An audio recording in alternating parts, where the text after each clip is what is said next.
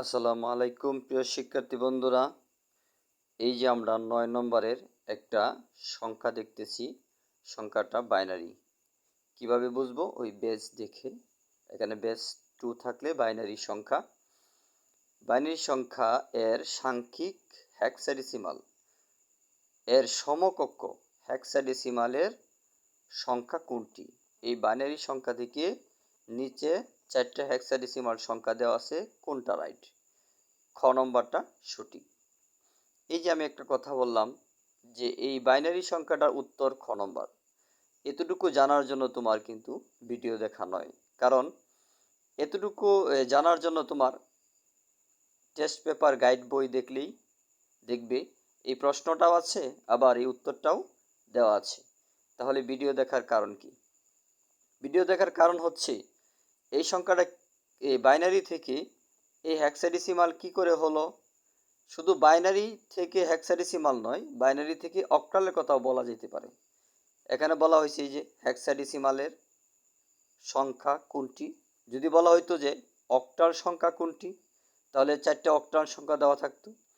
আমি একটা বাইনারি মান দিয়া হেক্সাডেসিমাল অথবা অক্টাল যে কোনো সংখ্যায় রূপান্তর করা বলা হোক, তুমি কিভাবে করবে এটার একটা এমসিকিউ কিন্তু অঙ্ক করে করার মতো সময় তোমার নাই।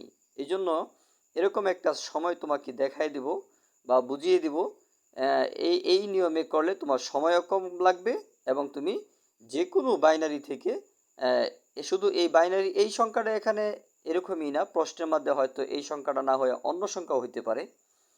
যে কোনো সংখ্যা হোক, বাইনারি সংখ্যা, এ থেকে তুমি অক্টাল অথবা হেক্সাডেসিমাল করার সময় যে নিয়মটা অবলম্বন করবে সেটা আমি আজকে খুব ভালো করে দেখাই দিব। খুব মনোযোগ সহকারে ভিডিওটা শেষ পর্যন্ত দেখবে। এখন দেখো, এই যে বাইনারি সংখ্যাটা আমি এখানে আছে, এখানে খাতার মধ্যে আমি বুঝাই দিই, তারপরে আবার এখানে বুঝিয়ে দিব। দেখো খাতায় লক্ষ্য করো,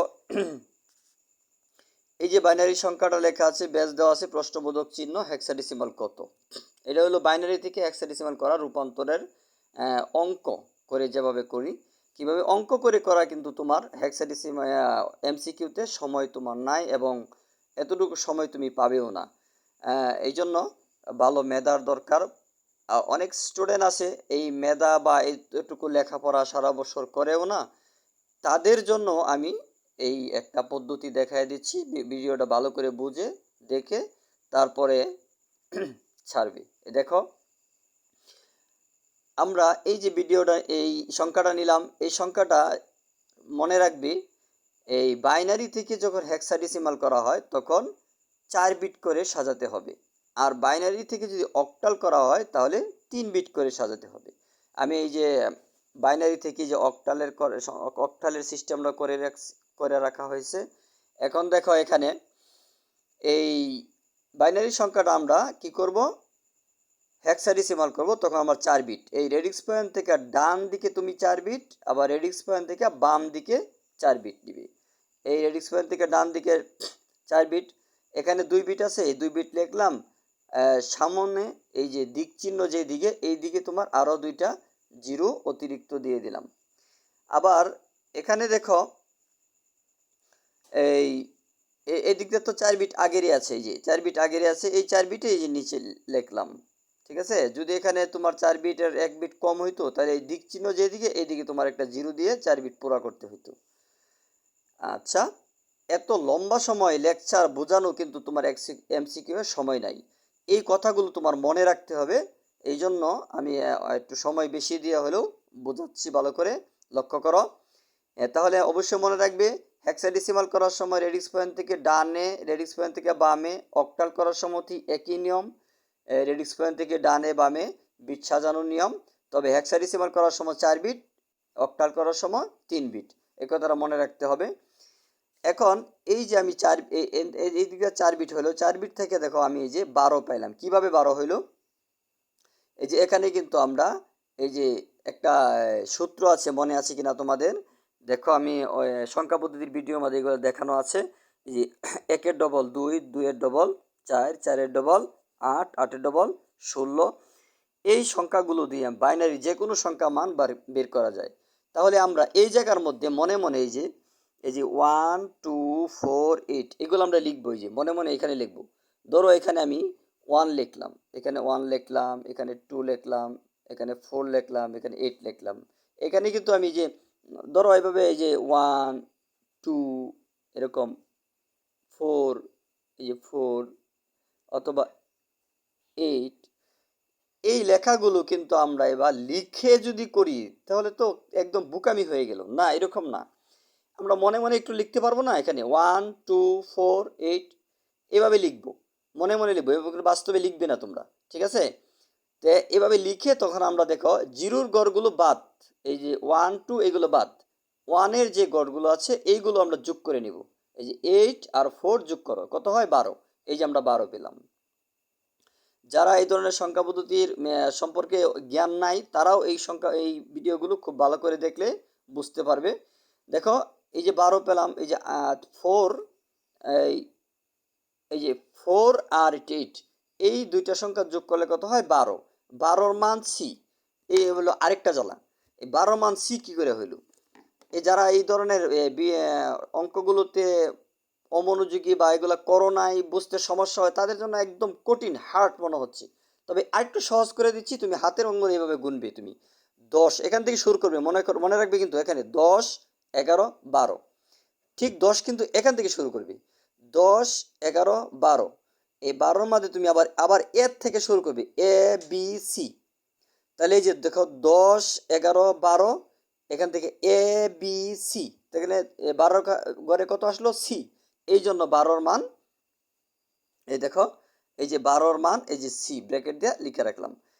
ঠিক এরকমই দেখো এখানেও তুমি যে মনে মনে, এখানে তো তুমি বাস্তবে লিখে দেখালাম, এখানে তুমি মনে মনে লেখো তো 1 2 4 8, তাহলে 1-এর গড় বাদ ক্যান্সেল, তাহলে এখানে 2 4 8, তাহলে 8 4 হইতেছে 12, 12 আর 2 14। এই দেখো 14, 14-র মান ই। এটা কিভাবে হলো? এই 14-র মান এখান থেকে প্রথমে শুরু করবে, কোথা থেকে শুরু করবে বলো বলো? এখানে কত? 10 11 12 13 14, এখানে কিন্তু 14 আসলো। আবার কোনো 10 11 12 13, এই দেখো 14। এখান থেকে আবার এর থেকে শুরু করো, এ বি সি ডি ই, এখানে আসলো ই, তাহলে 14-র ঘরে কত আসলো? ই। তাহলে এই দেখো এই যে 14-র মান ই লিখে রাখলাম। এখন হেক্সাডেসিমালে কিন্তু এই যে 14 12 10 11 এগুলো লেখা যায় না, এই A B C D E F পর্যন্ত লিখতে হয়।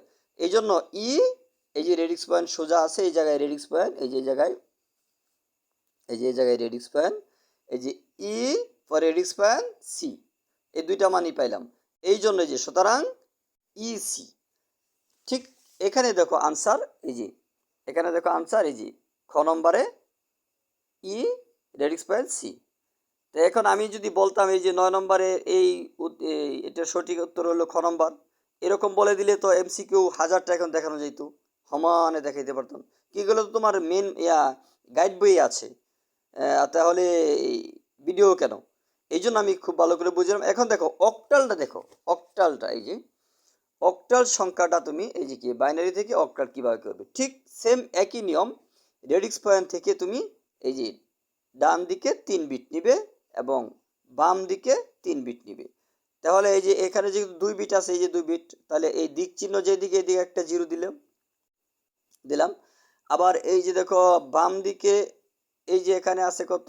4 বিট, এই যে এই 3 বিট নিলাম, এই যে 3 বিট, আর আরেকটা বিট আছে, এই যে একটা বিট। তো আবার এই যে দিক চিহ্ন যেদিকে এদিকে আর দুইটা জিরো দিয়া এই 3 বিট পুরো করলাম। এই 3 বিট 3 বিট, অর্থাৎ বাইনারি থেকে অক্টাল করার সময় 3 বিটে সাজাতে হবে। এখন দেখো এই যে এখানে 6 কিভাবে হলো? এই যে আমি কিন্তু আগে বললাম এই যে একটা সূত্র আছে, এই যে ডবল, এটা তুমি মনে মনে এখানে লেখো, এখানে মনে মনে লিখে নাও।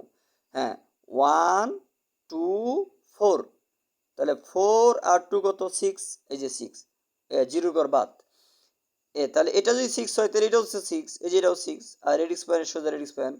আর এখানে 1, শুধু 1, এই যে 2 4 এটি বাদ নাই, ক্যান্সেল, এই জন্য শুধু 1, এই যে 1 1ই।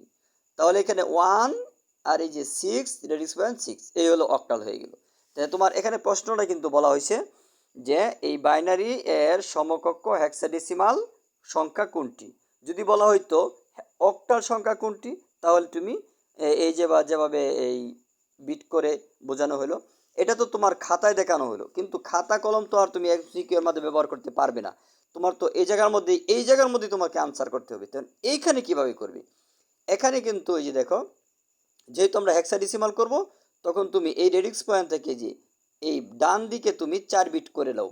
এখানে 2 বিট আছে, আর এই যেদিকে করব এদিকে আর 2টা জিরো দিয়ে দিব। মনে মনে এখানে একটা জিরো দিলাম, এখানে একটা জিরো দিলাম, তো 4টে হয়ে গেল। তো জিরোর ঘর তো ক্যান্সেল বাদ। তাহলে এই জিরোর 2 ঘরের মধ্যে তোমার মনে মনে যে সূত্রটা লেখো 1 2 4 8, তাহলে তোমার এই 1 2-র ঘর বাদ, তাহলে 4 8-এর ঘরে পড়লো এই 2 1, তো 4 আর 8 কত? 12। আর 12-র মান সি, এই যে এইভাবে গণবা 10 11 12 এ বি সি। তাহলে তুমি এখানে কত পাইছো? এই রেডিক্স পয়েন্ট থেকে বামে কত পাইছো? সি। এই দেখো এনে কোন জায়গার মধ্যে সি আছে? এই যে সি, এই জায়গায় তুমি মার্ক করে নিলে যে এটা হতে পারে। তারপর আবার এখানে দেখো এই দিকে তো 4 বিট আছে, তাহলে এখানে তুমি মনে মনে ওই সূত্রটা লেখো, এই 1-এর ডবল 2, 2-এর ডবল 4, 4-এর ডবল 8, 8-এর ডবল 16, 16-এর ডবল 32, এই সূত্রটা লেখো 1 2 4 8। তাহলে 8 4 2, এই তিনটা সংখ্যা যোগ করলে 14 হয়। তাহলে 14-র মান হইতেছে কত?